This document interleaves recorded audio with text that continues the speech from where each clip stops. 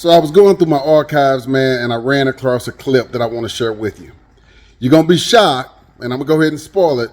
It's my uncle. It's my uncle and it's my daddy, and they're both talking about their childhood from a different angle than we normally talk.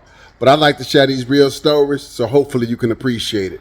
You'll also see one of my cousins on here, but you'll guess and figure out who that is. Cheers. Do you ever speak about your racist experiences here in America? No, but I really could. I Yeah. tell you, there were two little white boys that my mother used to keep. I never shall forget this story. And man, my mother used to bake the best tea cakes. And man, their mother would bring them down there, and my mother would cook tea cakes, and we would play.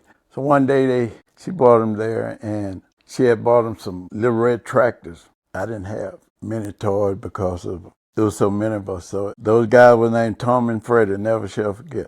So I was running along as they was riding their red tractors, and I said, Tommy, can I ride? And he said, my mama told me don't let no niggas ride. And that hurt me so bad. And now all the while, all the years I was growing up, I was thinking now, my mother was good enough to Your mom was good enough to watch their children, but not and good cook. enough. Yep, my grandma Essie was good enough to cook for the young white children, but my dad couldn't play with their toys. Strange, huh? So let's go ahead and flip the script, and I'm gonna take you on, and you're gonna see my other family. My name is Mikala Nealy. I am a professional barrel racer. I have been barrel racing since I was about 5 years old. So I've been on a horse since I was 3 days old. Here.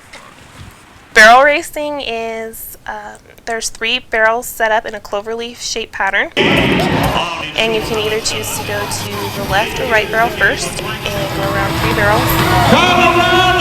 Here's one of your Cowboys! The fastest time wins the barrel race. I was participating in the Martin Luther King Jr. Invitational Rodeo. Honoring Martin Luther King, of course. We have our all-stars who won participating all year through the rodeo circuit. So you'll get to see the best of the best from the Bill Pickett Rodeo. We actually feature black cowboys and cowgirls just telling the story of the history.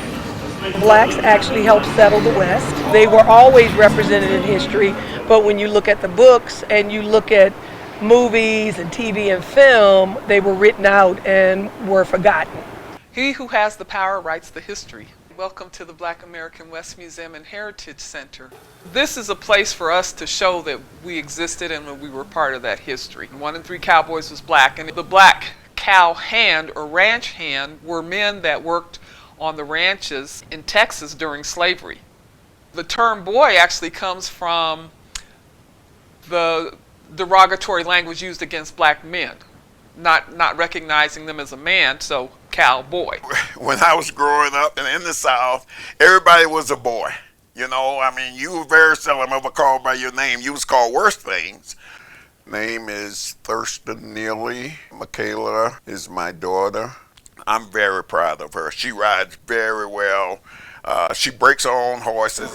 When I was growing up, we couldn't go to the rodeos. Yeah, the main reason, because I got into it. Down there's a lot of racism. I was working for this white guy, and he tried to make me catch a bull. Like an actual bull? Bull, A bull. yeah. And so I let him pass by me, and he jumped down and cursed me and told me if I let him pass, I better not let him pass me again. So, I never bothered anybody, but I didn't stand no bothering with. Neely's got a fighting spirit. A lot of that come from my pa, my granddaddy, but even though my papa was 14 and that man was trying to do that, he was ready to defend himself. Right. So I went and got me a 2x4, and he left me alone, so I left. Then he came and tried to pick me up. I said, no, they'll never find me dead in that river, because I was told they used to kill a lot of black people and throw them in that Trinity River. So after that, my parents didn't want me down there. That's why my grandpa and them was like, man, you got to get it from out of here and go on to Dallas. Check it out. I find this is probably off topic, because now that we have social media, you have more black people, young black people like myself, that are looking for these type of stories based off of racism. Do you ever speak about your racist experiences here in America? No, but I really could. Blacks just wasn't allowed to go to the rodeos. They couldn't compete. They wanted to, but they couldn't compete against the white because nobody could afford to go out and pay the kind of money that these good horses cost. And I think that's probably how the Black Rodeo Association got started.